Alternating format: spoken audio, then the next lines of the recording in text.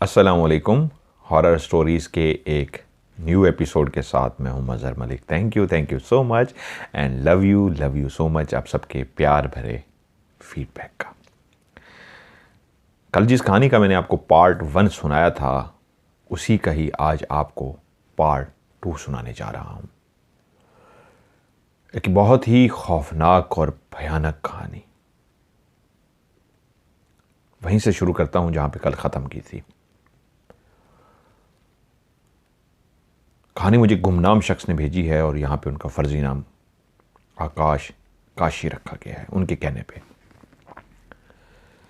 कहानी कल जहाँ पे मैंने ख़त्म की थी, कब्र के अंदर मौजूद उस मुर्दे के ऊपर बैठ के, उस खोपड़ी को सामने रख के उसने एक 5 दिन का अमल किया था और खरगोश 5 रोज़ाना एक वो खरगोश लेके आता था और उनका दिल निकाल के जो खून था वो खोपड़ी के मुंह के अंदर डालता था। वो इंसानी खोपड़ी जो वो कब्र से निकाल कर लाया था।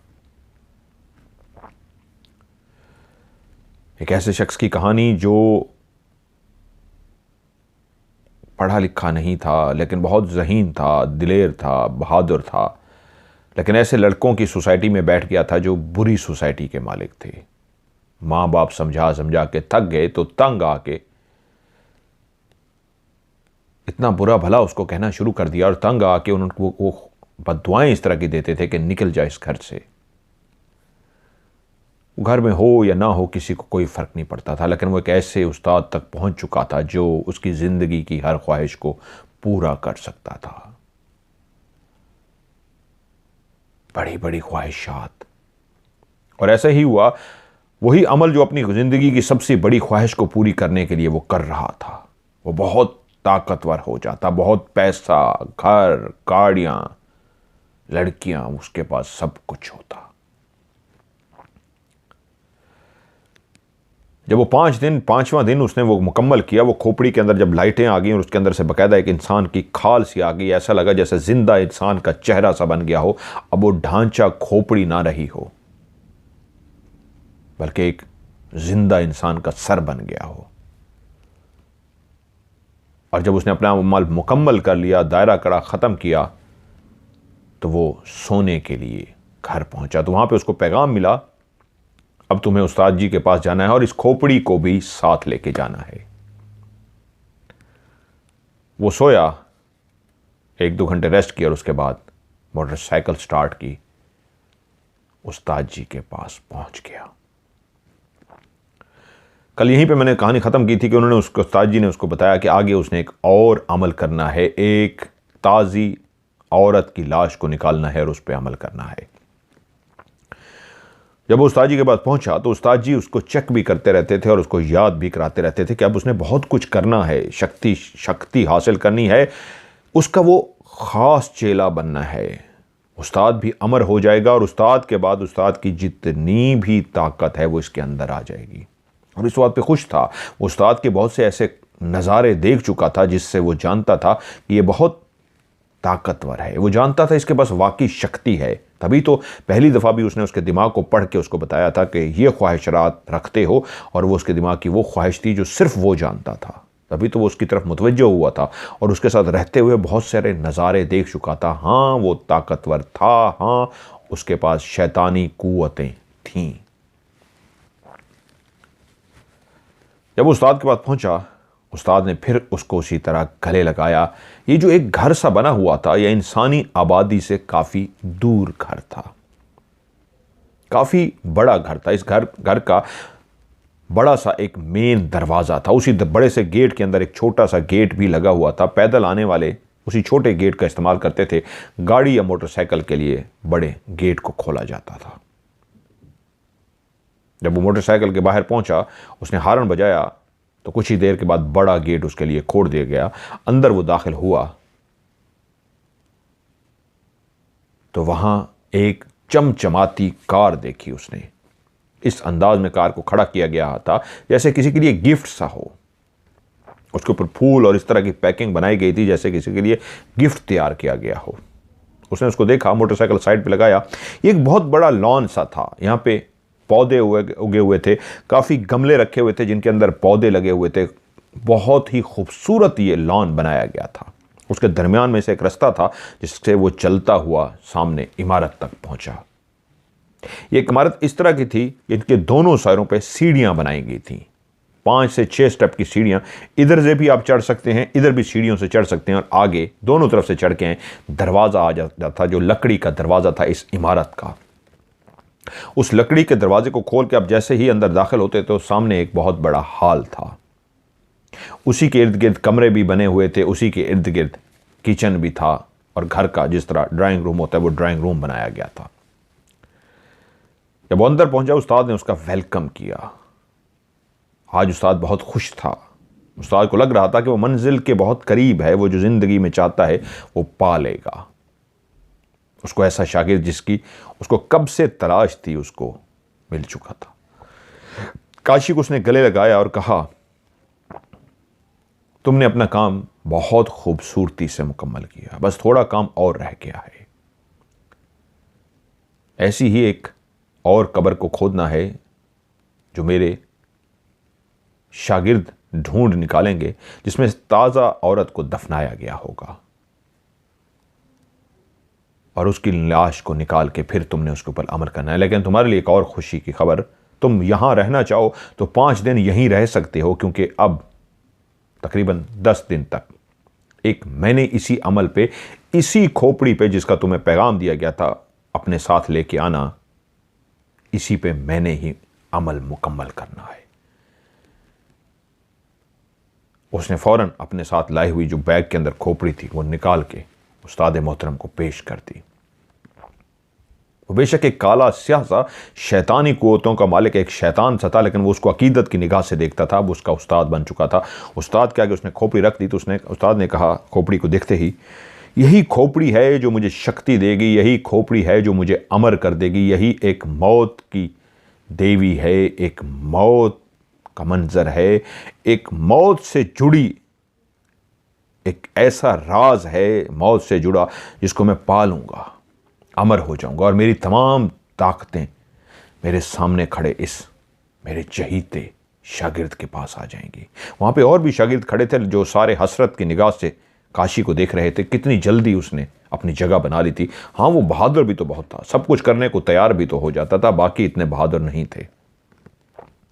उस्ताद ने कहा, अब तुम्हारे पास टाइम है, तुम अपने घर जाना चाहो तो कुछ दिन घर रह सकते हो, यहां रहना चाहो तो ये घर भी तुम्हारा है, क्योंकि मेरे बाद सब कुछ तुम्हारा है, तुम्हारा इससे कई गुना बड़ा घर होगा। ये घर क्योंकि दुनिया से अलग थलग साइड पे है, मेरे इस तरह के कई घर हैं, तुम्हारे भी इसी तरह के कई घर होंगे। हाँ, इस घर के अंदर मैंने तुम्हारे लिए वो सारा सामान मुहैया कर दिया है जो मेरे बाद तुम जब चाहोगे तुम्हारे पास होगा। दौलत, शराब, लड़कियां। लेकिन काफी दिन हो गए थे, काशी का दिल था कि वो अपनी फैमिली से मिले। उस्ताद ने कहा, अभी कुछ देर तुम रेस्ट करो, क्योंकि अब कुछ दिनों तक तुम्हें अमल नहीं करना, इसी खोपड़ी पे मैं ही अमल करूंगा, रात में गुजारूंगा उसी झोंपड़ी में, जिस तरह की तुम एक झोंपड़ी में मुझे पहली दफा मिले थे, ऐसी ही एक और झोंपड़ी मेरी है जहां मैं अपना चिल्ला किया करूंगा, और उसके बाद वापस इसी घर में ही मिलूंगा। तुम जब भी यहीं रहना चाहो, तुम्हारी मर्जी, अगर घर जाना चाहो, जब भी आना चाहोगे, मैं यहीं पे ही तुम्हें मिलूंगा। और उसको कहा इसके सोने का, खाने पीने का एहतमाम किया जाए। वो जो शागिर्द थे सर झुकाए काशी के पास आए कि आइए, उसको लेकर गए, उसके सामने मुख्तलिफ खाने रखे गए, और उसी तरह लड़कियां फिर से वहां पे मौजूद थीं। ये वो लड़कियां थी जो पहले नहीं थी, पहले जो लड़कियां आई थी वो और थीं, ये और लड़कियां थीं। और जब वो खाना वगैरह खा चुका तो उसके अंदर वो शैतानी हवस फिर से जाग गई, क्योंकि उस्ताद ने उसको कहा था, ऐसी रोज तुम्हारे पास नई आया करेंगी, जिस लड़की की भी ख्वाहिश करोगे वो लड़की तुम्हारे कदमों में थी। उस्ताद ने सच कहा था, प्रैक्टिकली हो रहा था। पहले भी 2 3 4 लड़कियां इस तरह उसके पास थी, उसके कदमों में थी, अब भी वो वाकई लड़कियां उसके कदमों में थी। और जिस अंदाज से उसने अपनी उस वक्त को उन लड़कियों से रंगीन बनाया, तो नशे में धुत वो यही सोचता रहा कि वाकई वो सब कुछ पा लेगा, किस्मत की देवी इतनी जल्दी उस पर मेहरबान हो जाएगी, वो सोच भी नहीं सकता था। लेकिन अब सब कुछ प्रैक्टिकली उसके साथ हो रहा था। वहां रुकने के बाद शाम को उसने कहा, उस्ताद जी मैं घर जा रहा हूं। क्योंकि काफ़ी दिनों के बाद अब वो घर जा रहा था। जब वो घर पहुंचा, घर के अंदर दाखिल हुआ, तो उसको लगा कि आज सिचुएशन घर की कुछ अजीब सी है। घर वाले जिस तरह उसको पहले देख के मुंह बनाते थे, उसको नज़रअंदाज कर देते थे या कुछ होते थे, उसको देखते ही एक बहन फौरन उसकी तरफ भागी और कहा, काशी भाई, अम्मी की तबीयत बहुत ख़राब है। घर में दाखिल होते ही उसको भी अंदाज़ा हो गया था कि हालात कुछ चेंज हैं। और जब वो कमरे में दाखिल हुआ तो उसका बाप भी कमरे में मौजूद था और एक उनकी खाला जो दूर कहीं रहती थी वो भी इस घर में आई हुई थी। उसकी माँ के पास बैठी थी, उसकी माँ बिस्तर पर थी। वो माँ जो उसको हमेशा कोसती थी, बुरा बुला कहती थी, आज उसको देखते ही अपने पास बुला लिया, जैसे माँ डर रही हो कि शायद उसका वक्त आ गया है। बहुत कमज़ोर सी लग रही थी।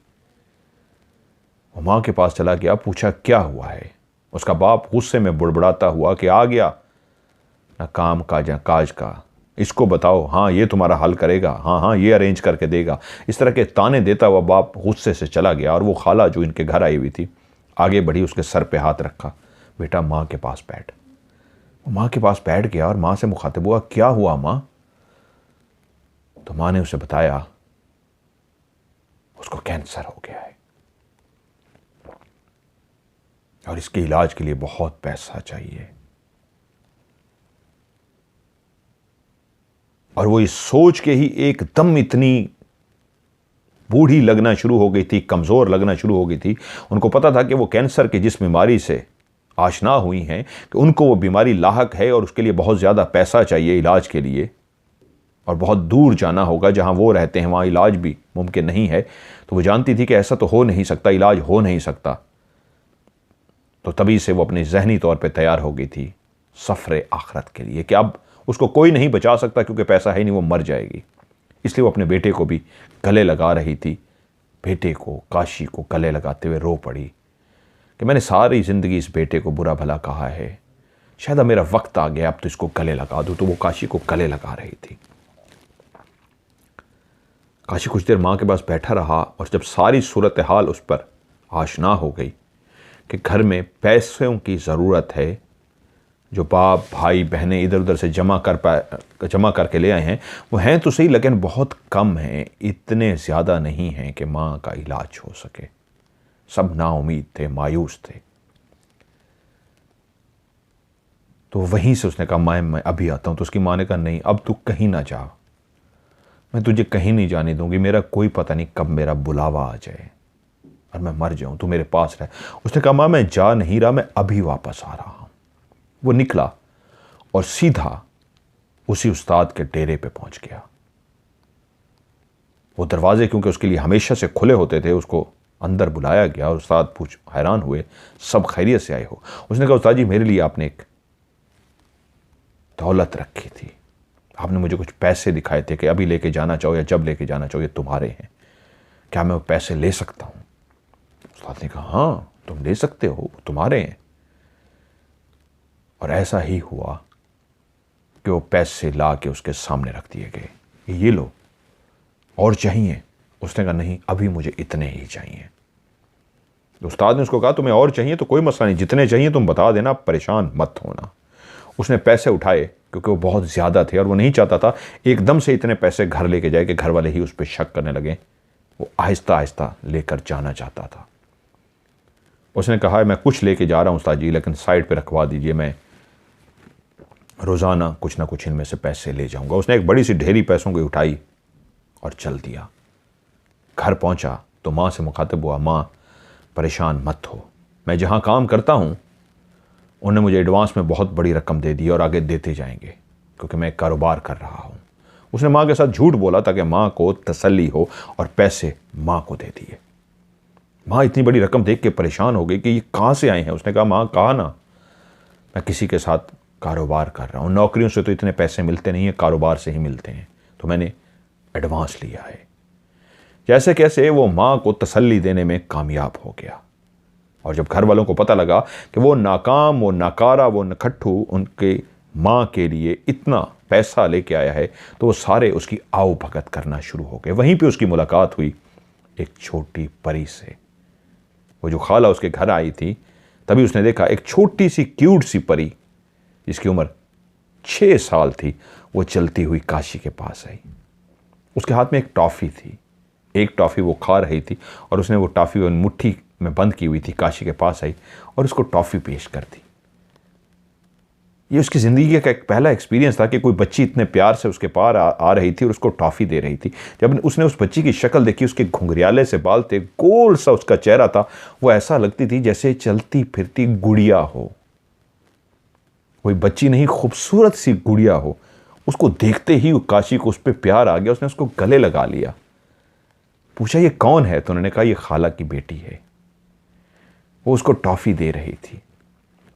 वो वहां से उठा और बाहर गया, उसके लिए ढेर सारी टॉफ़ियाँ लेके आ गया और टॉफ़ियाँ उसके सामने रख दी। बच्ची ने जैसे ही टॉफ़ियाँ देखी वो खुश हो गई। और फिर उस परी से और काशी का, मैं नाम यहाँ पे नहीं ले रहा, उन्होंने नाम बताया, परी रख देता हूँ। वो इतनी क्यूट सी थी, गुड़िया सी थी, गोल गोल सा उसका फेस था, ऐसे छोटी सी हल्दी सी थी कि काशी की और उस परी की दोस्ती होगी। ऐसी दोस्ती कि उस घर में सबसे ज़्यादा वो काशी से मानूस हो गई थी। काशी उसके लिए ढेर सारी चीज़ें लेके आता, यहाँ तक कि उसके लिए गुड़िया लेके आया। उससे पूछता क्या चाहिए तुम्हें, क्या अच्छा लगता है, वो जो कहती काशी उसके लिए लेके आ जाता। अब दिन का ज़्यादा टाइम वो काशी के पास रहती थी। अब काशी को वो घर जो उसके पीर का घर था, जहाँ पे बहुत ज़्यादा अयाशी थी, जहाँ पे लड़कियाँ थीं, जहाँ पे खाना पीना था, जहाँ पे शराब थी, सब कुछ था, उससे ज़्यादा इस परी के अंदर मज़ा आने लग गया। तो उसकी माँ एक दिन बोली, इसकी इस मोहब्बत को देख के लगता है इसकी शादी कर दूं, उससे ये होगा शायद उसको भी इसी तरह की परी मिल जाएगी। क्योंकि इसकी मोहब्बत को देख के मेरी ख्वाहिश है कि मरने से पहले मैं ऐसा ज़रूर करके जाऊं कि इसकी भी एक ऐसी बच्ची हो, एक किसी की परी हो। माँ उसको देखती बिस्तर पे लेटे लेटे तो खुश होती, कोई जितना प्यार कर रहा है उस बच्ची से, और वो भी हर वक्त उसकी गोद में चढ़ी रहती। वो उसको उठाता, उसके साथ खेलता, हर वक्त उसी के साथ रहता, उसको बेइंतहा खिलौने ला के देता, उसको खाने पीने की चीज़ें ला के देता और उसी के साथ खेलता रहता। उसकी दुनिया ही वो बच्ची बन गई थी। वो ऐसा बच्ची के अंदर मस्त सा हो गया। शायद उसकी ज़िंदगी में ऐसा मौका ही नहीं आया था कि वो बच्चों के साथ इस तरह प्यार कर सके। ये पहला मौका था। किसी बच्ची ने उसको खुद से टॉफ़ी दी थी और एक मोहब्बत की इंतहा हो गई थी। वो माँ का भी ख्याल रख रहा था और उस परी से भी हर वक्त खेल रहा था। दिन के टाइम तो अक्सर ऐसा होता कि वो परी खेलते खेलते उसी के साथ सो जाती, उसी की गोद के अंदर सो जाती। वो उसके साथ इतना मानूस हो गई थी। वो अपनी खाला को मजाक में कहता, खाला ये मैं आपसे ले लूँगा, इसको मैं गोद ले लूँगा, बस इसको मैं अपने पास रखूँगा, जितना मुझे ये अच्छी लगती है, मुझे इससे प्यार हो गया है। खाला मुस्करा देती। वहाँ का इलाज शुरू हो गया। वो जाता पीर के पास, वहाँ से पैसे ले आता, घर दे देता कि ये लें, परेशान नहीं होना। माँ के चेहरे पे भी एक उस खबर को सुन के कि घर में अब पैसा आ रहा है, मेरा इलाज हो सकेगा, एक रौनक सी आ गई थी। वो जो माँ का चेहरा बेरौनक सा हो गया था, उदास, टेंशन भरा सा हो गया था, जिस चेहरे को यकीन हो गया था, दिमाग को यकीन हो गया था कि अब मैं ज़्यादा जिंदा नहीं रह सकूंगी, उसके अंदर जिंदगी की उम्मीद पैदा हो गई थी। चेहरा खिल उठा था। हाँ, उसकी माँ आहिस्ता आहिस्ता बेहतर हो रही थी। वो माँ के लिए फल लेके आता, माँ के खाने पीने का इंतज़ाम करता, वो माँ के साथ रहता, और अब बाप भी उससे आहिस्ता आहिस्ता बोलना शुरू हो गया था। क्योंकि बाकी बच्चों ने भी जिस तरह पैसे ला के दिए थे, सबसे ज़्यादा बड़ी रकम जो ज़रूरत थी घर में पूरी हो चुकी थी, वो जी नाकाम और निकट्ठू ने दी थी। और जिस तरह घर वालों का वो ख्याल रख रहा था, सबके लिए लेके आ रहा था, बहनों के लिए, भाई के लिए, खाला के लिए, बाप के लिए, माँ के लिए, यहाँ तक कि वो बाप के लिए भी कपड़े लेकर आया। जिसकी माँ ने उसको इशारा किया जो बिस्तर पे थी कि ले लो, तुम्हारे बेटे की कमाई से है। और जब बाप ने वो तोहफा कबूल कर लिया तो काशी को लगा कि शायद आज बाप भी मुझसे खुश हो गया है। और ऐसा ही था कि बाप ने वहाँ से उसको कहा, शुक्रिया तुम्हारा। वो आगे बढ़ा, उसने बाप को गले लगाया, तो पहली दफ़ा बाप ने भी उसको गले लगा लिया। तभी उस दिन उसको बैठे हुए एहसास हुआ कि ये जो कुछ भी है दौलत की वजह से हो रहा है। जब तक मेरे पास दौलत नहीं थी, कुछ भी नहीं था। आज मैंने एक बहुत बड़ी दौलत ला के दी, जिससे मेरी माँ का इलाज हो रहा है। सबको मैं तोहफे ला के दे रहा हूँ, मेरे पास दौलत की कमी नहीं है। और जब मैं अमीर हो जाऊँगा तो फिर मैं एक बहुत बड़ा घर लूँगा, जिसके बहुत बड़े पोर्शन बनवाऊँगा। जो अलग रहना चाहेगा उनको अलग घर लेकर दूँगा। और इतना मेरे पास दौलत होगी कि मेरे अपने घर के हर फर्द को जो जो लेना चाहेगा मैं उसको ज़रूर लेकर दूंगा।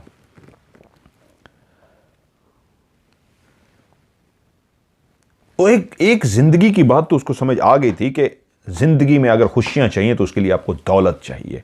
दौलत के बगैर कुछ भी नहीं हो सकता। आपके पास दौलत है तो सब कुछ मुमकिन है।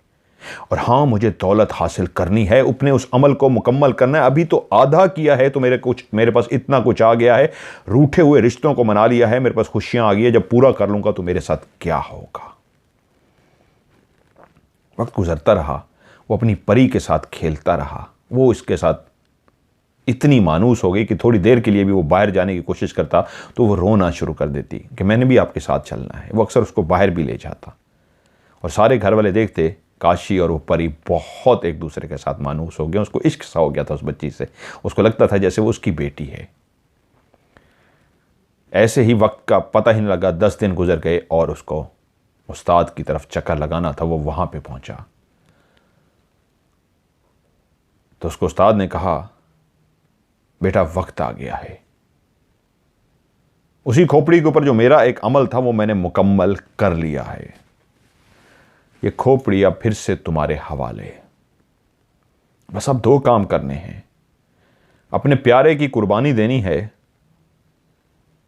और दूसरा ये जो ताजा लाश तुम्हें निकालनी है उसी के ऊपर बैठ के अमल करना है। अब सिर्फ 2 काम रह गए थे। उसको पता था उसके बाद वो ताकत हासिल कर लेगा और उसको बेचैनी थी जल्दी से ये मामला हल हो और वो अपनी ताकत हासिल करे। एक उदासी थी कि अब फिर से उसको दून जाना पड़ेगा और वो परी जिसके साथ उसकी दोस्ती हो गई थी, मोहब्बत का रिश्ता हो गया, तो उससे दूर रहना पड़ेगा। उसने कहा, उस्ताद जी मैं तैयार हूं। उसने कहा, आज रात ही एक कब्र जिसमें मेरे जो शागिर्द हैं वो तुम्हें बता देंगे। तुम्हें आज रात ही रवाना होना है। उस कब्र को निकाल के पहले यहां ले आना है। कब्र से उस लाश को निकाल के यहां पे ले आना है और सुबह होने से पहले उस लाश को लेके उस गांव पहुंच जाना है जहां पे तुमने अमल करना है। जाओ अपने घर वालों से खुदा हाफिज करके आ जाओ। अब वो घर की तरफ चल पड़ा। जल्दी से इस अमल को मुकम्मल करना चाहता था। उसने अपनी माँ से, खाला से, बहन भाइयों से, बाप से, सबसे कहा, बस थोड़ा सा आपने कहा मेरा कारोबार है, थोड़ा सा मेरा काम रह गया, बस वो मुकम्मल कर लूँ, बस मैं आपकी तरफ वापस आऊँ, फिर मैं कभी नहीं जाऊँगा, ज़्यादा अरसा यहीं रहूँगा, मैं अपने कारोबार को यहीं शिफ्ट कर लूँगा। ऐसी बहुत सारी बातें बना के अब उस परी को भी खुदा हाफिज करने के लिए जब उसकी तरफ बढ़ा तो उसके दिल को कुछ हो गया कि कैसे इसके बगैर इतने दिन रहूँगा। लेकिन जब अपने आप को उसने एक खुद से मुतमईन किया कि बस कुछ दिन की तो बात है, फिर ये परी भी हमारे साथ रहेगी, मैं खाला को भी अपने साथ रखूँगा। और ऐसा ही हुआ। वो वहाँ से खुदा हाफिज करके रवाना हो गया। जब उस्ताद के पास पहुँचा तो उस्ताद ने उसको बताया, हाँ एक बात तो मैं तुमसे कहना भूल गया। तुम उस दिन जब आए थे तो बाहर तुमने एक गाड़ी देखी थी। मैंने कहा, हाँ उस्ताद जी वो आज भी खड़ी है।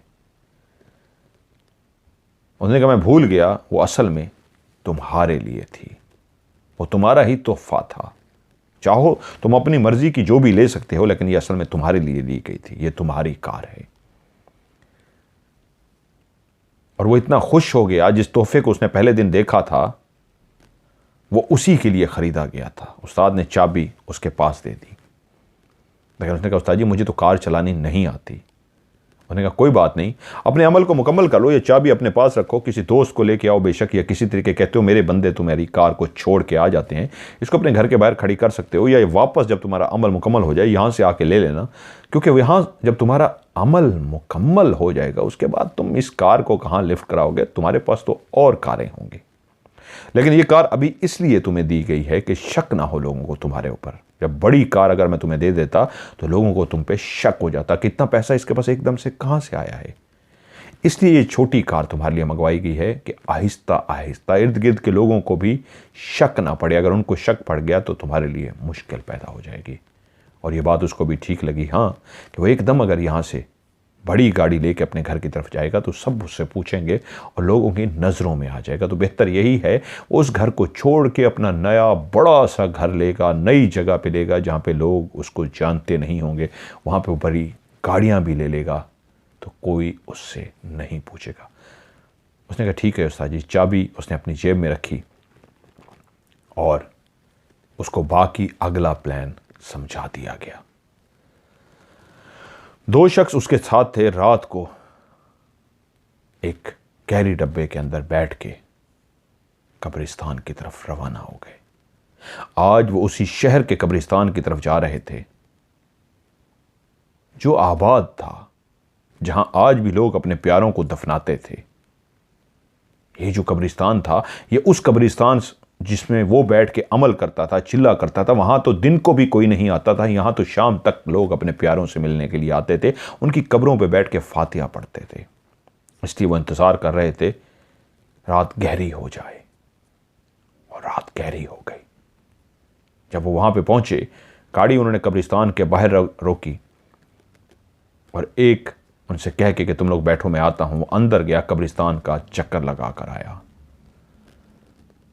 थोड़ी देर के बाद वापस आया, उसने कहा सब क्लियर है, आ जाओ। उन्होंने कैरी डब्बे को खोला और उसके अंदर कब्र खोदने का सारा सामान मौजूद था। एक बड़ा सा बैग भी वो अपने साथ लेके आए थे। वो तीनों चलते हुए कब्रिस्तान के बिल्कुल दरमियान में पहुंचे।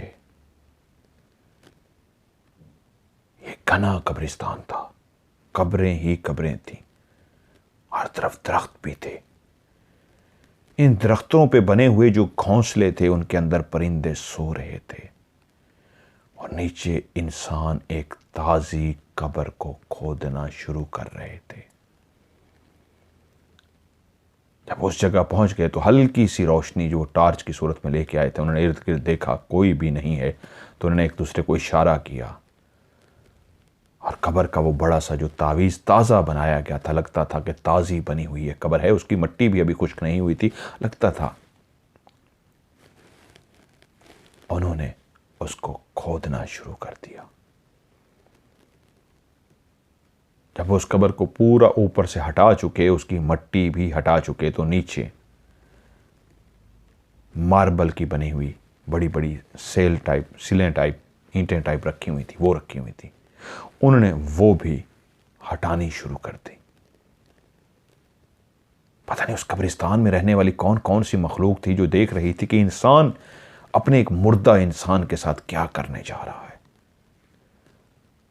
हो सकता है उन दरख्तों पे बैठे हुए परिंदे भी कोई जाग गए थे, लेकिन दबक के बैठे हुए थे। वो कैसे मुकाबला कर सकते थे इंसान का, या अपनी उस परिंदे की आवाज़ में कैसे उसको समझा सकते थे ऐ खबीस इंसान ये क्या कर रहे हो, मत करो ऐसा। सब दबक के बैठे हुए थे।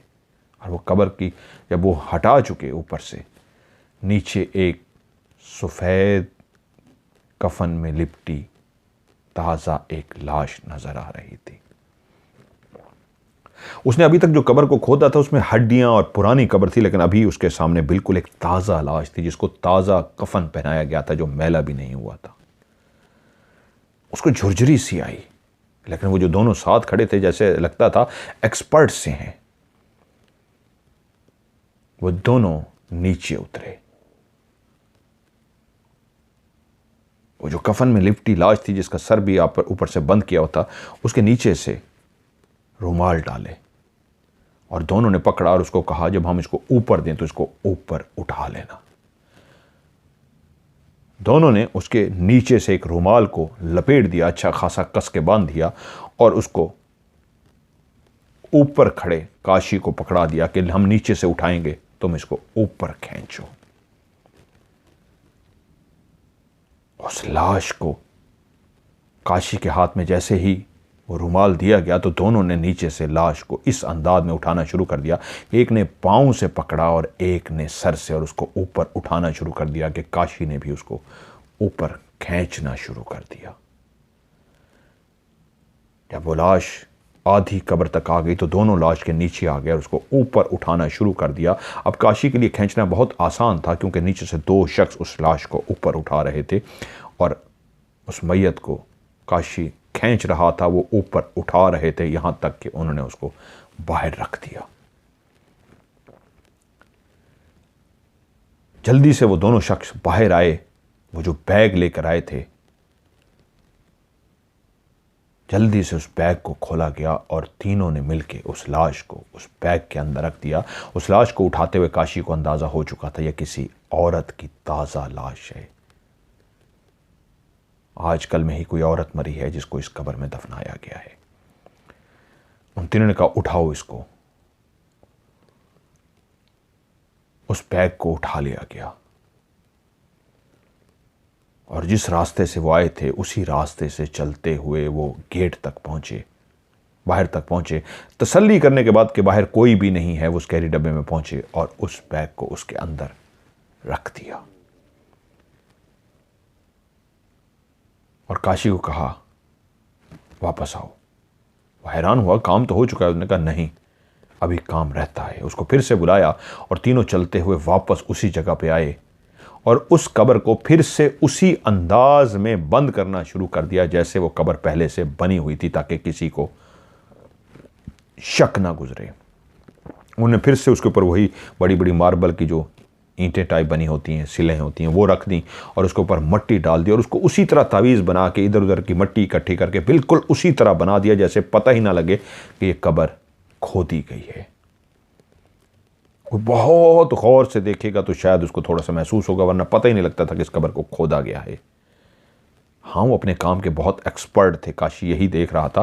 जब कब्र को वापस अपनी जगह पे डाल दिया गया तो उन्होंने अपना सामान उठाया ताकि कोई निशान भी बाकी ना रहे कि कब्र को खोद के उसके अंदर से मुर्दे को निकाल दिया गया है और अब कब्र खाली है। चलते हुए बाहर आए, उन्होंने फिर से एक दफ़ा तसल्ली की कि कोई देख तो नहीं रहा। वह काशी कहता है कोई भी जब नहीं था तो हम गाड़ी के अंदर बैठ गए और गाड़ी हम उस्ताद के पास ले गए। वहाँ जब पहुँच गए, उस्ताद हमारा इंतज़ार कर रहे थे और उन्होंने बताया कि मैं अपना चिल्ला कुछ देर के लिए छोड़ के आया हूँ। ठीक है, तुम लोग अभी इंतज़ार करो, मुझे चिल्ला करना है, थोड़ी देर तक मैं आऊँगा, काम हो गया है। उन्होंने कहा जी काम हो गया है। उस्ताद अंदर चला गया और ये काशी अंदर चला गया। वो जो दो बंदे थे वो काशी कहते हैं मुझे नहीं पता कहाँ चले गए। मैं कमरे में जाके ऐसे लेट सा गया। 2 घंटे बाद उस्ताद आ गए। उन्होंने कहा ठीक है काशी, अब तुम्हें क्या करना है समझ लो। उसके बाद उन्होंने जो कुछ मुझे समझाया मैं उसको समझता रहा और कुछ चीज़ें लिखने के लिए थी वो मैंने लिख भी दी और उन्होंने कुछ तावीज़ जो बने हुए थे वो मुझे पकड़ा दिए कि ये कैसे करने हैं। मैं सारा सामान, सारी चीज़ें जब समझ ली तो उस्ताद जी ने मुझे कहा ये दोनों तुम्हें वहाँ छोड़ कर आएंगे, इस लाश को पहुँचा कर आएंगे। तुम्हें सारा समझा दिया गया है। एक आखिरी काम जो अभी तुमने करना है वो ये है कि ये तुम्हारे लिए एक लड़की का बंदोबस्त करेंगे जो छोटी बच्ची होगी। तुम्हें उसकी गर्दन को काटना है और ये पढ़ते रहना है, उसकी बलि चढ़ानी है और उसकी गर्दन से निकलने वाला जितना भी खून होगा तुमने इस अंदाज में उसको काटना है कि उसको उठा के उस खून को उसी खोपड़ी के ऊपर डालते जाना है और जब तुम उसकी बलि चढ़ा चुको, उसी खोपड़ी के उसके ऊपर सारा खून डाल चुको, तो ये जो मुर्दा औरत होगी इसके साथ मजीद क्या अमल करना है वो भी उस्ताद ने उसको समझा दिया। ये बहुत खौफनाक अमल था। और उसने पूछा लड़की कब आएगी? उन्होंने कहा बच्ची उस दिन तुम्हें पहुंचा दी जाएगी जब ये अमल तुम्हारा मुकम्मल होने वाला होगा। उसको बताया गया कि अब इतना सा ही सिर्फ काम रह गया था, क्योंकि उससे पहले दिन ही उस्ताद ने उसको कहा था क्या तुम किसी को कत्ल कर सकते हो? तो उसने कहा था हाँ। तो उसने कहा था वक्त आ गया है, क्योंकि बलि चढ़ानी है और एक बच्ची की ही चढ़ानी है, एक पाकीज़ा बच्ची की। तो पाकीज़ा औरत या लड़की नहीं हो सकती, बच्ची ज़रूर है। तो उसकी बलि चढ़ानी थी, उसका खून उसके ऊपर, उस खोपड़ी के ऊपर डालना था और उस खोपड़ी को अब उस औरत, वो जो ताज़ा लाश वो लेकर जा रहा था, उसी ताज़ा लाश के ऊपर बैठ के उसने अमल करना था। और जब वो बलि चढ़ा चुकता, उसी खोपड़ी के ऊपर खून डाल देता, तो फिर उसी मुर्दा औरत की जो लाश वो लेकर जा रहे थे, उसी के साथ उसने जिस्मानी ताल्लुक बनाना था। उसके साथ वो रिश्ता बनाना चाहता जो मियाँ बीवी के बीच में एक रिश्ता होता है, हम बिस्तरी का रिश्ता। उस मुर्दा लाश के साथ उसने हम बिस्तरी करनी थी, और उसके बाद उसका दिल निकालना था, वो मुर्दा दिल जो उस औरत के अंदर था, और उसका कुछ हिस्सा उसने चबा कर खाना था। उसके बाद एक आखिरी काम उस्ताद ने कहा था कि जो मेरे पास तुम पहुंचोगे, ये अमल करने के बाद एक आखिरी रात का काम होगा, वो हम दोनों मिलके उस जगह पे करेंगे। बस अभी उसको सिर्फ ये काम करना था। सोच के उसको झुरझुरी सी आ गई। ये बहुत खौफनाक था, लेकिन अब उसको अंदाजा हुआ अभी तक उसने जो काम किए थे वो इतने खौफनाक नहीं थे, ये बहुत खौफनाक था। खैर, उसको सारा कुछ समझा दिया गया, और वो लोग गाड़ी में उस बैग जिसके अंदर वो कफन पहने लाश थी लेकर रवाना हो गए।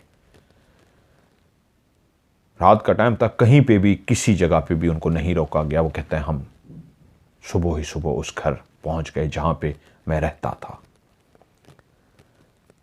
बैग उसी जगह पे पहुंचा के वो जिस गाड़ी से आए थे, वो दोनों शख्स उस गाड़ी से चले गए, और उस शख्स ने भी कोई मुझसे सवाल जवाब नहीं किया कि ये बैग में क्या है क्या है। उसने मेरा खाने पीने का इंतज़ाम किया और कहा, सो शाम को, रात को मेरी हेल्प की ज़रूरत होगी, मैं तुम्हारे साथ हूँगा। ऐसा लगता था जैसे उनका आपस में कोई राब्ता सा बना हुआ है। कहता है मैं सो सा गया। खैर, मैं जल्दी उठ गया उसके बाद, क्योंकि उस कमरे के अंदर एक खौफ सा था। एक कमरे के अंदर एक कफन में लिपटी लाश थी जो बैग के अंदर थी। मेरे लिए सोना इतना आसान नहीं था। मेरे जिस्म के अंदर एक अजीब सी घबराहट सी, दिल की धड़कन तेज थी। मैं बुरा ज़रूर था, लेकिन इतना भी नहीं था कि किसी की इस तरह मैयत में लेकर आ गया। तो उस वक्त तो वो दोनों शख्स इस तरह रोबोट की तरह काम कर रहे थे, एक दूसरे से बात कम करते थे, इशारों में बात कर रहे थे कि मैं भी उनके साथ करता गया। अब अकेला टाइम आ गया था मुझे सोचने के लिए कि मैं सोच रहा था ये मैं क्या कर रहा हूं। मैं इतना बुरा तो नहीं था, मैं इस हद तक तो वो नहीं था। मैंने कैसे हामी भर ली, हाँ मैं एक बच्ची का कत्ल करूंगा, कैसे हामी भर ली कि मैं एक मैयत के साथ ये करूंगा, एक मुर्दा लाश के साथ ये करूंगा।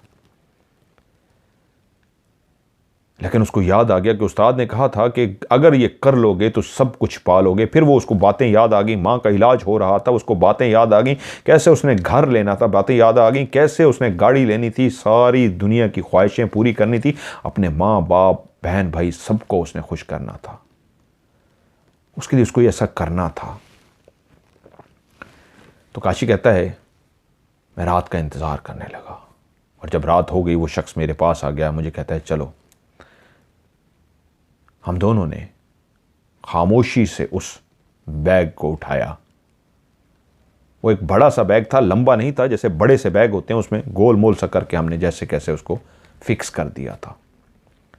हमने उस बैग को उठाया और हम कब्रिस्तान तक पहुंच गए। वो शख्स कहां से गाड़ी लेके आया मुझे नहीं पता, उससे पहले मैंने उसके पास गाड़ी नहीं देखी थी, मुझे गाड़ी चलानी नहीं आती थी। हम दोनों ने उसको गाड़ी के अंदर रखा और उसके बाद हम कब्रिस्तान तक पहुंच गए। उसने कब्रिस्तान पहुंच के गाड़ी को साइड पे लगाया, हम दोनों ने मिलकर उस बैग को बाहर निकाला, और उसी कब्र के पास जब मैं पहुंच गया तो उसने मुझे कहा अब नीचे उतरो, मैं तुम्हें इसको नीचे पकड़ाता हूं। जैसे उसको भी हर बात का पता था, यहां तक कि उसने वो लाश मुझे नीचे पकड़ाई और मैंने नीचे कब्र में उतार दी। उसने कहा इसको बैग में से बाहर निकालो। हम दोनों ने मिलके बैग में से उस लाश को बाहर निकाला। बैग मैंने उसके हवाले किया। उसने कहा चलता हूं मैं। खोपड़ी और बाकी सामान मैं लेकर आया हुआ था। अब उस कब्र के अंदर मैं अकेला था। एक पुराना कब्रिस्तान जहां दिन को कोई नहीं आता था, रात को किसने आना था। एक ऐसा कब्रिस्तान जहां पे मैं पहले भी बैठ के अमल कर चुका था। एक ऐसी कब्र जिसके अंदर बैठ के खोपड़ी के साथ मैंने नज़ारे देखे थे। ऐसी कब्र जिसके ऊपर खड़े हुए मैंने बड़े बड़े शैडो को देखा था जिनके कद लंबे थे। मैंने परिंदों को डरते काएं काएं का करते हुए, उड़ते हुए, जाते हुए अजीब से मंजर देखे थे। लेकिन आज बहुत ही खौफनाक मंजर था कि मैं एक कब्र के अंदर था और मेरे साथ एक कफन में लिपटी हुई औरत की लाश थी। वो कहता है कि मैंने उस कफन को खोलना शुरू कर दिया। मेरे हाथ कांप रहे थे। ज़िंदगी में इतना ज़्यादा कभी खौफ मैंने महसूस नहीं किया था जो अभी मुझे लग रहा था। मेरा वजूद कांप रहा था और उस लाश को मैं खोल रहा था, यहाँ तक कि पूरी लाश से जब मैं कफन हटा चुका तो मेरे सामने एक बिल्कुल बरहना औरत मौजूद थी। ये कोई 35 से 40 साल के दरमियान की उम्र की औरत थी। उसके बरहना जिस्म को मुझे लगा कि बहुत जवान सी थी, लेकिन मैं कांप रहा था। कब्र के अंदर एक खौफनाक मंजर ये था, मेरे साथ एक इंसानी औरत की लाश रखी थी। मैंने कफन हटा के साइड पे कर दिया। अब उसको इस अंदाज में मैंने अमल को पढ़ना था कि उसकी टांगों को खोल देना था और उसकी टांगों के बीच में बैठ के मैंने उस अमल को करना था। अब मैंने जब उसकी टांगों को खोलने की कोशिश की तो उसका जिस्म अकड़ा हुआ सा था, मेरे वजूद कांप रहा था, मेरे दिल की धड़कन बहुत तेज थी, मैं शदीद खौफजदा था। उसके बावजूद मैंने उसकी टांगों को जैसे कैसे जोर लगा के इस काबिल कर लिया कि मैं ज़बरदस्ती उसकी टांगों के बीच में बैठ गया। वो तो मुर्दा लाश थी, उसके वजूद से बदबू आ रही थी। उसके प्यारों ने उसके ऊपर काफूर और जो कुछ चीज़ें छिड़की थीं उसकी भी बू आ रही थी जो मेरे दिमाग पे चढ़ रही थी, और उसके वजूद की भी एक अजीब सी बू आ रही थी। लेकिन मुझे तो अपना काम करना था। वो कहता है कि मेरे पास जो खोपड़ी थी उस खोपड़ी को उठा के उसके सर वाले हिस्से की तरफ मैं रख चुका था। मैंने दायरा कड़ा लगाया और पढ़ने के लिए बैठ गया। मुर्दा लाश की टांगों में बैठ के चौकड़ी मार के पढ़ना मेरे लिए बहुत मुश्किल था। मैं आंखें बंद करता तो मुझे खौफ आ जाता, आंखें खोलता तो उस लाश को देख के और खौफ आ जाता, और मेरा दिल कहता मैं क्या करूं। कई दफ़ा दिल ने किया भाग जाऊं, लेकिन मेरे आगे वो सारी ख्वाहिशात थीं जिन ख्वाहिशात को पूरा करने के लिए मैं इस हद तक गिर गया था। मैं पढ़ता रहा उसी तरह। उसी खोपड़ी पे मैंने अगरबत्ती जलाई, मोमबत्ती जलाई, और मैं पढ़ता रहा। जब मैं पढ़ चुका तो आज की रात मेरी मुकम्मल हुई थी। उस कब्र को फिर से मैंने बंद किया, उसके ऊपर वही सारा सामान डाला कि किसी को पता ना लगे, और वहां से उसी कमरे में पहुंच गया जहां मैं सोता था। मुझे सो जाना चाहिए था, लेकिन मेरे ऊपर बोझ था, मैं सो नहीं पाया। मैं कितनी देर जागता रहा मुझे नहीं पता, मैं क्या सोचता रहा, मेरा दिमाग खाली सा रहा, मुझे कुछ नहीं पता। कब मेरी आंख लगी और कब मेरे जागा कुछ भी नहीं। ऐसा लगता था जैसे मेरा दिमाग मौफ सा हो गया है, बंद सा हो गया है, मेरे दिमाग में कुछ समझ नहीं आ रही। और जब रात का टाइम आ रहा था फिर मुझे अपने आप से घिन आ रही थी, आज मैंने बहुत कुछ और करना था। भारी कदमों के साथ मैं कब्रिस्तान पहुंच गया। मैंने वो सारा सामान हटा दिया। जब आज मैं कब्र के अंदर उतरने लगा तो मुझे ऐसा लगा कि एक परिंदा ऊपर बैठा बोल रहा है मुझसे, जैसे वो कुछ कह रहा है।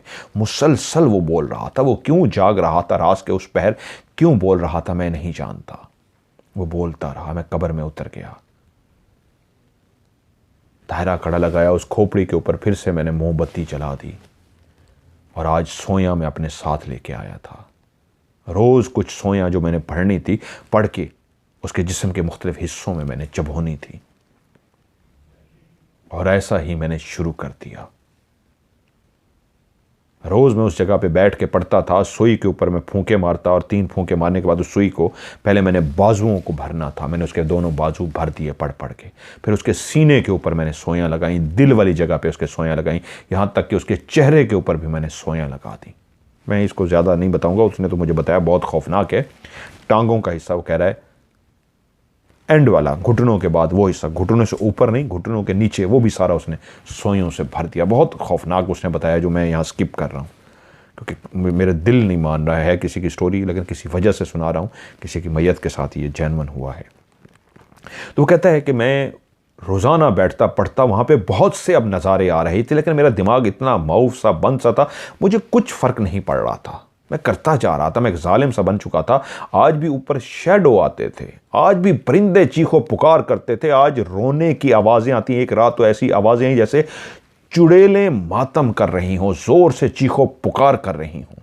मुझे कोई फ़र्क नहीं पड़ा, मैं पढ़ता रहा।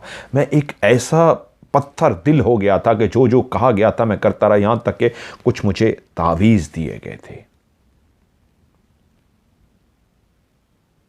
वो तावीज़ मैं पढ़ता, उनके ऊपर फूंक मारता, उसके मुंह के अंदर डाल देता।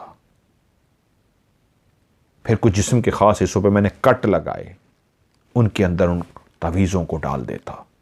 उसने बहुत कुछ ऐसा किया और बहुत सारे ऊपर नज़ारे भी आए कि उस कब्र के अंदर बहुत कुछ बैठ के जब वो रोज़ाना करता था तो बाहर कुछ ना कुछ इंतहा का खौफनाक होता। कहते हैं एक रात तो ऐसा भी हुआ, ऐसा लगा जैसे बहुत बड़ा कोई आवाज़ पैदा हुई है, जैसे दुनिया ही ख़त्म हो गई हो। इतना बड़ा धमाका था जैसे पूरी दुनिया को इस धमाके ने ख़त्म कर दिया हो। लेकिन मैं बैठा रहा।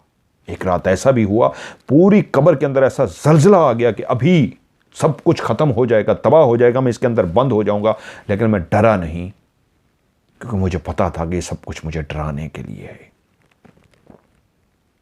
क्योंकि जिस रात जलजला आ रहा था उस रात पूरी कब्र ऐसे थर थर थर कांप रही थी कि मैं इतना जोर से हिल रहा था, मुझे लगता था कि अभी मट्टी ऊपर से गिरेगी और कब्र बंद हो जाएगी। लेकिन मैं जानता था कि मुझे डराने के लिए है।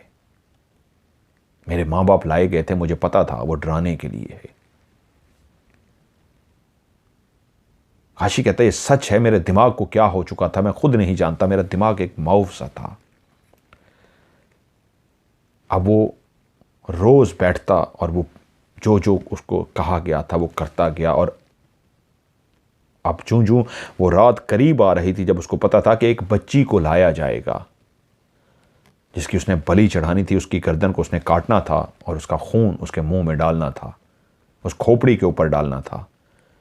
और उसके बाद उसी ही मुर्दा जिस्म के साथ जिसके अंदर वो सोया चबो चुका था, उसने हम बिस्तरी करनी थी। उसमें जिस्मानी मुर्दा जिस्म के साथ उसने जिस्मानी ताल्लुक़ बनाना था और जिस्मानी ताल्लुक़ बनाने के बाद उसका दिल निकालना था और उसके दिल को उसने चबाना था और कुछ हिस्सा खाना था। और वही दिल उस्ताद के पास खोपड़ी समेत लेके जाना था। और उस्ताद ने कहा था कि हम बिस्तरी करते तो ये सोया चुभ भी जाएं तो उनकी परवाह ना करना। तेरा खून जितना उसके जिस्म पे गिरेगा, अगर ज़्यादा निकल के जितना गिरेगा उतना अच्छा होगा। तो वो बहुत सारी जगहों पे सोया भर चुका था। इस अंदाज में वो जानता था जब उसके साथ वो इस तरह हम बिस्तरी कर रहा होगा तो उसका जिस्म भी उन सोयों से छलनी होगा और खून निकलेगा और खून उसी मुर्दा जिस्म पे गिरेगा। ऐसा बहुत कुछ उसने गलत किया जो मैं खुद स्किप कर रहा हूं। कहानी सुनाना मकसद है, बहुत खौफनाक है। मेरा दिल नहीं मानना सुनाते हुए जो उसने वहां किया। और जब एक रात वह मुकम्मल करके पहुंचा तो वो जहां जाकर सोता था, काशी कहता है उसी शख्स ने कहा लड़की आ गई है, वो बेहोश है, उसको कल होश आएगा और तुम बेहोशी की हालत में अपना काम कर सकते हो। तो वो जान गया कि इस पूरे काम में ये जिसके पास मैं रह रहा हूं ये भी कोई शागिर्द है या चेला है जो सब कुछ जानता है। मैंने पूछा कहाँ है? उसने कहा रात को तुम्हें पहुंचा दी जाएगी और उस्ताद का एक पैगाम भी है, बस तुम्हारे हाथ कांपे मत, डरना मत, रुकना मत, वरना याद रखना अगर तुमने उसकी बलि ना चढ़ाई तो तुम्हारी बलि चढ़ा दी जाएगी। मैं एकदम से चौंक पड़ा। मैंने कहा क्या हुआ, ये क्यों इस तरह का जुमला कहा गया है? तो वो बोला क्योंकि जिस हद तक तुम पहुंच के हो तुम कामयाबी की मंजिल की आखिरी सीढ़ी पे हो, लेकिन अगर तुम्हारे हाथ डिगमगा गए, तुम्हारा दिमाग रुक गया और तुमने इसको मुकम्मल ना किया तो वो जो शैतानी ताकतें हैं वो तुम्हारी बलि चढ़ा देंगी। ना तुम बचोगे और ना ही उस्ताद, सब खत्म हो जाएगा। तुम्हें हर सूरत इसको मुकम्मल करना है। वो इतने तल्ख जुमले बोल रहा था जो मुझसे उस्ताद ने भी नहीं कहे थे, लेकिन वो मुझे कहने जा रहा था कि तुम्हें हर सूरत में आज इसको मुकम्मल करना है। आज आखिरी रात थी और उसके बाद कल जाके, कल वाली रात मैंने उस्ताद के पास, मैंने और उस्ताद ने एक अमल जो मुकम्मल करना था उसका मुझे उन्होंने अभी बताया नहीं था। उन्होंने कहा था जब पहुंचोगे मैं बताऊंगा। ये मुझे बताया जा रहा था कि इसको मैंने हर सूरत मुकम्मल करना है, नहीं तो शैतान मेरी बलि चढ़ा देंगे। इसी कब्र में वही शैतान ही मुझे दफन कर देंगे। वो कहता है, मैंने कहा ठीक है। मैं सो गया और जब वक्त आया उसने मुझे कहा चलो मैं तुम्हें छोड़ कर आता हूं। मैंने कहा ठीक है। उस गाड़ी में किसी बच्ची की बेहोशी की कंडीशन में एक लड़की भी हमारे साथ थी। एक कोई बच्ची थी, बड़ी थी, मैं नहीं जानता था। उसको गाड़ी में हम साथ लेकर जा रहे थे। जब हम कब्रिस्तान पहुंचे, मैं गाड़ी से उतरा तो उस शख्स ने कहा चलो मैं आ रहा हूं लड़की को लेकर, तुम वहां पहुंचो। मैंने कहा ठीक है। मैं चलता हुआ उसी तरह कब्र तक पहुंचा। मैंने सारा ऊपर से सामान हटाया, जिस तरह मैं बंद करता था उसको साइड पे किया, और नीचे चांद की रोशनी में मैंने देखा एक औरत जिसकी टांगें रोज़ जो खुली हुई थी अब इतनी अकड़ चुकी थी कि अब वो खुली ही हो गई थी उसकी टांगें। बरहना एक वजूद जिसके ऊपर कट लगे हुए थे, उसके अंदर तावीज़ थे। एक बरहना वजूद जिसके बाजुओं के अंदर सोया ही सोया थी, जिसके सीने के ऊपर भी सोया ही सोया थी, दिल पे भी सोया थी, पेट पे सोया थी, टांगों पे सोया थी। उसके पूरे वजूद को मैंने सोयों से भर दिया था और वो सोया पढ़ पढ़ के मैंने उसके जिस्म के अंदर डाली थी। उसके चेहरे पे भी सोया थी, किसी का प्यारी थी वो। और आज रात मैंने एक बलि चढ़ा के उसी के साथ हम बिस्तरी करनी थी, जिस्मानी ताल्लुक बनाना था, वो ताल्लुक जो मियाँ बीवी का ताल्लुक होता है। ये ऊपर खड़े सोच के मेरा जिस्म लरज रहा था। उस बू का तो मैं आदी हो गया था जो उसके वजूद से निकल रही थी, रोज़ बढ़ती जा रही थी, क्योंकि वो रोज़ जब भी रात को मैं जाता तो पहले से तेज़ होती वो बू थी। और उसी के अंदर अब न मेरा दिमाग ऐसा मऊफ सा, ऐसा बंद सा हो गया था जैसे मैं आदी सा हो गया था। लेकिन आज खड़े हुए पता नहीं क्यों जैसे ही मैं ऊपर खड़ा हुआ मुझे अपने आप से बू आई, उस लाश से नहीं, अपने आप से बू आई। और मैं जब कब्र के अंदर उतर गया तो उसने ऊपर से एक चादर में लिपटी हुई लड़की मेरे हवाले की, और अगला मेरा काम था कि इसको ऐसे ही रखना है। दरमियान में जब मैं अपना अमल मुकम्मल कर लेता तो उसके बाद मैंने इसकी बलि चढ़ानी थी। मैंने उसको साइड पे रखा, वो बेहोश थी, उसका मुंह ढका हुआ था लेकिन उसका सांस चल रहा था। मैं पढ़ना शुरू हो गया, मैंने दायरा खड़ा किया और मैं पढ़ना शुरू किया। पढ़ते पढ़ते पढ़ते मैं वहाँ पे पहुँच गया जहाँ पे अब मुझे उसके मुंह को खोलना था और उसकी बलि चढ़ानी थी।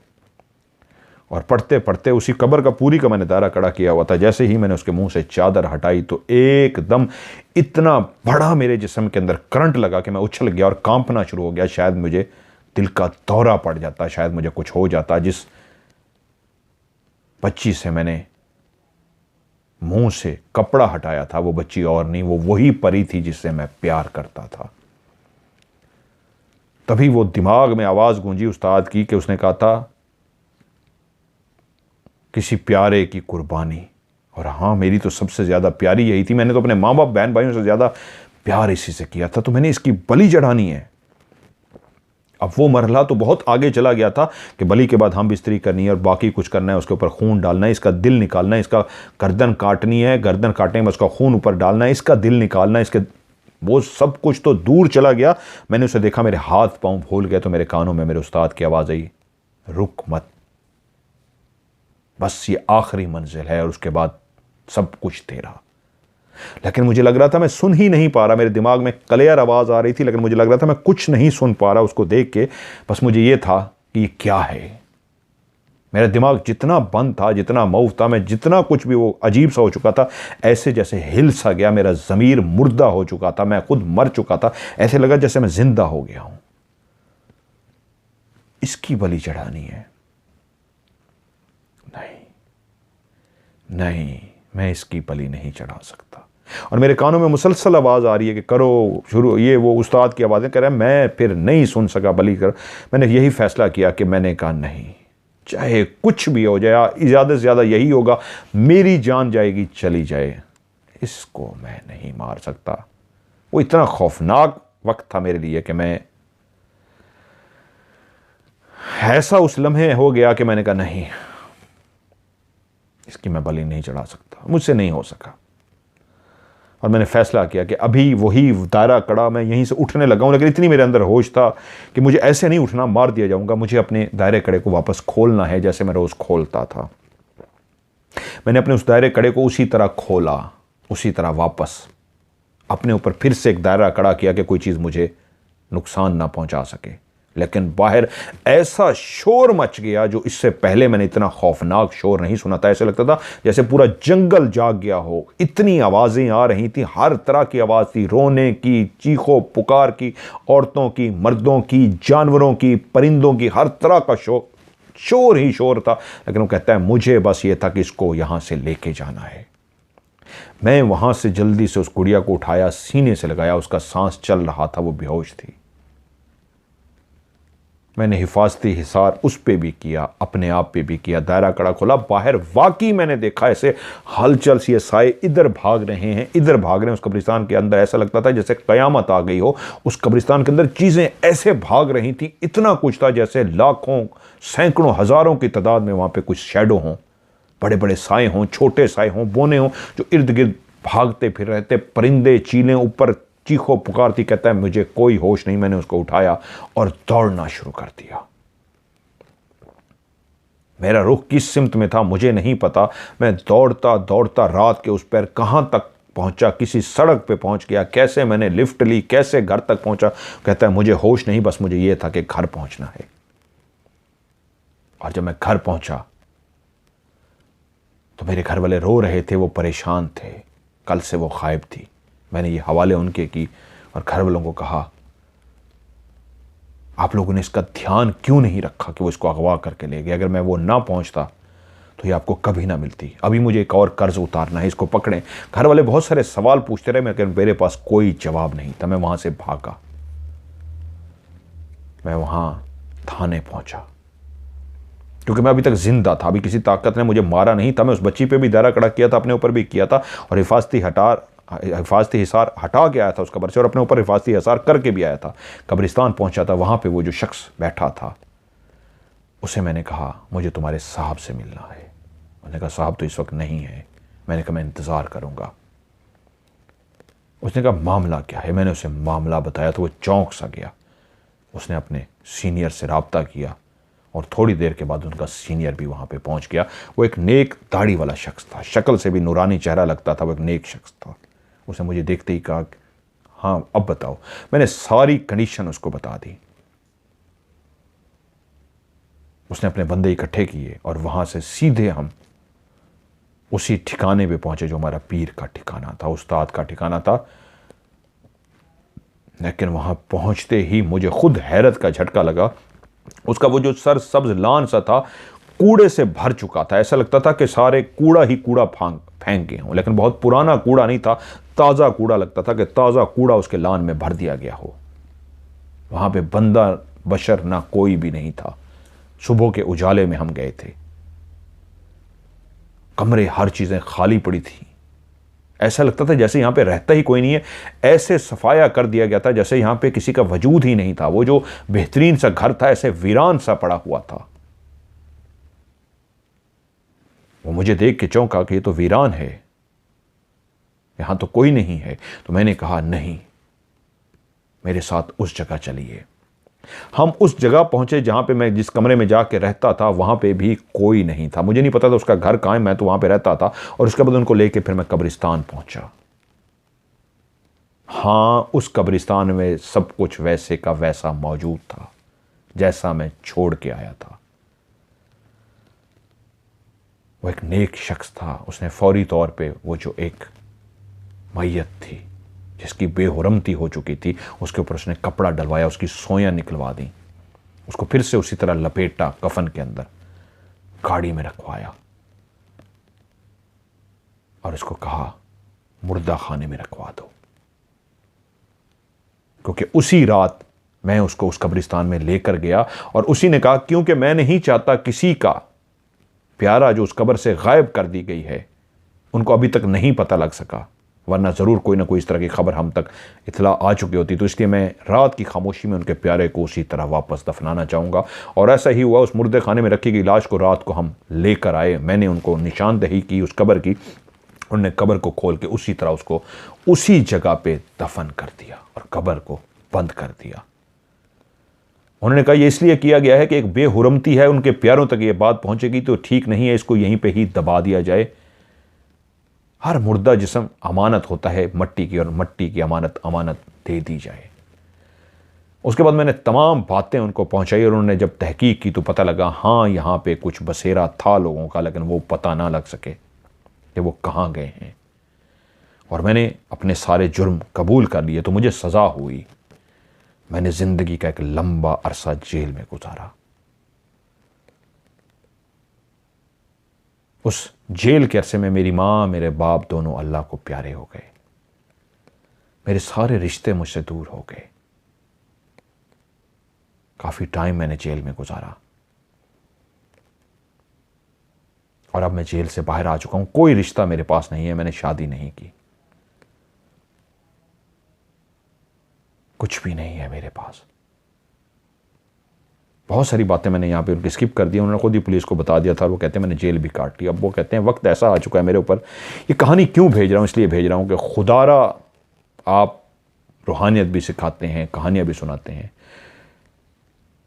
मुझे नहीं पता मुझे क्या मिलता क्या ना मिलता वो हासिल करने के बाद, लेकिन मुझे इतना पता है कि अगर मैं वो कर देता तो मैं मर जाता, मुर्दा ज़मीर हो जाता, फिर मेरी ज़िंदगी में कभी बख्शिश ना होती। आज भी ये उम्मीद है कि मुझे ये यकीन है कि अल्लाह मुझे माफ़ कर देगा। तो आपको कहानी इसलिए भेजा हूँ कि मैं अपने किए की सज़ा भुगत आया हूँ, जो बहुत कम है। ये तो दुनियावी सज़ा है, अभी आखिरत की सज़ा तो मेरे लिए है जो मैंने भुगतनी है, लेकिन इस कहानी को इसलिए शामिल कीजिएगा शायद मेरी बख्शिश का सबब हो सके। आपके कहानी सुनने वाले मेरे लिए दुआ कर सकें कि अल्लाह मुझे माफ़ कर दे। ये कहानी इसलिए नहीं बता रहा कि मैं बुरा शख्स था और अपनी बुराई को छुपाने की बजाय बता रहा हूँ, इसलिए कर रहा हूँ। मेरे लिए दुआ करें अल्लाह मुझे माफ़ कर दे, क्योंकि वापस आने के बाद मैंने अपनी ज़िंदगी गरीबों के लिए ही वक्फ कर दी है। मैं गुमनाम शख्स हूँ, गरीबों के लिए ही कर रहा हूँ। मैंने शादी इसलिए नहीं की, जब तक ज़िंदा हूँ गरीबों के लिए करता रहूँगा, इंसानियत के लिए करता रहूँगा। लेकिन जुर्म इतना बड़ा है, शायद अल्लाह मुझे माफ़ ना करे। तो अपनी कहानी सुनने वालों से कहिएगा मेरे लिए दुआ करें, मुझे अल्लाह माफ़ कर दे। मैंने बहुत बुरा किया है। और इससे इबरत पकड़ें कि जब आप ऐसे लोगों के पास चले जाते हैं तो वो आपसे ऐसा कुछ करा देते हैं कि फिर आखिरत इतनी बुरी है आपके लिए, इतनी बुरी है कि आप सोच भी नहीं सकते। कफारा भी अदा कर चुका हूं, लेकिन मैं 1% भी समझता हूं कफारा अदा नहीं हुआ। इसलिए तो बार बार उन्होंने कहा है मेरे लिए दुआ कीजिएगा, सब मेरे लिए दुआ करें कि अल्लाह मुझे माफ़ कर दे, मैं बहुत बुरा शख्स हूं। बहरहाल अल्लाह उनके माफ़ करे। उन्होंने मुझे कहानी भेजी और मैंने भी ये कहानी इसलिए प्रोग्राम में शामिल किया, उनके लिए दुआ कीजिएगा, अल्लाह उनकी बख्शिश कर दे। और उन्होंने कहा खुदारा मुझे गुमनाम रहने दीजिएगा। जी मैंने आपको गुमनाम रहने दिया है। मैं भी आपके लिए दुआ करता हूँ अल्लाह ताला आपके कबीरा और सगीरा गुनाह माफ़ फरमाए, अल्लाह ताला आपको माफ़ फरमाए। आप लोग भी दुआ कीजिएगा अल्लाह ताला उनको माफ़ फरमाए। और उनका गुनाह कैसा है अल्लाह जाने, हम तो एक सुन के लरस गए। मैंने बहुत सारी बातें बीच में से निकाली हैं, बहुत खौफनाक थी कहानी। बहरहाल इससे ज़्यादा मैं भी नहीं सुना पाता अगर मैं चाहता भी। तो बहरहाल दुआ कीजिएगा अल्लाह ताला उनको माफ़ करें, सगीरा और कबीरा गुनाह अल्लाह ताला उनके माफ़ फरमाए। और ये कहानी थी, आप भी अपनी कहानियाँ भेजिए, इंशाल्लाह आपकी कहानी को प्रोग्राम का हिस्सा बनाऊंगा। तो जल्दी, मेरे अंदर भी अब अजीब सी हिम्मत नहीं रही है। इजाज़त चाहता हूँ, अपना ढेर सारा ख्याल रखिएगा। खुदा हाफिज़।